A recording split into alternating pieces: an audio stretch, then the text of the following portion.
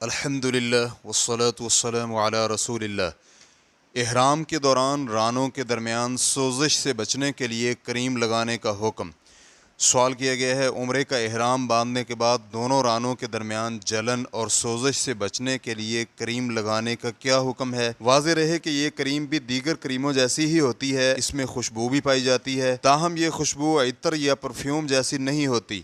الجواب بعون اللہ سبحانہ وتعالی۔ اس سے قبل سوال نمبر 20019 کے جواب میں تفصیل گزر چکی ہے کہ احرام کی حالت میں خوشبو لگانا منع ہے یا کوئی ایسی چیز لگانا منع ہے جس میں خوشبو ہو۔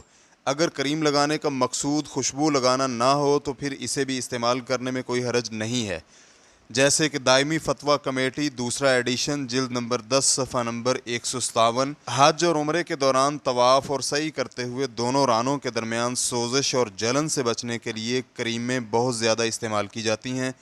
اگرچہ خوشبو احرام کی حالت میں ممنوعہ چیزوں میں شامل ہے، تو ڈیکٹا کوٹ نامی کریم لگانے کا کیا حکم ہے؟ کیا یہ جائز ہے یا نہیں؟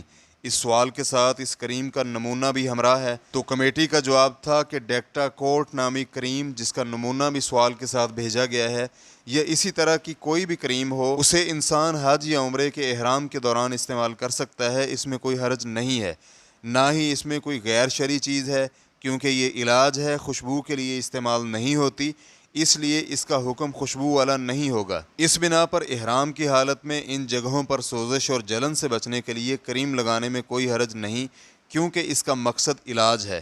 واللہ تعالی اعلم۔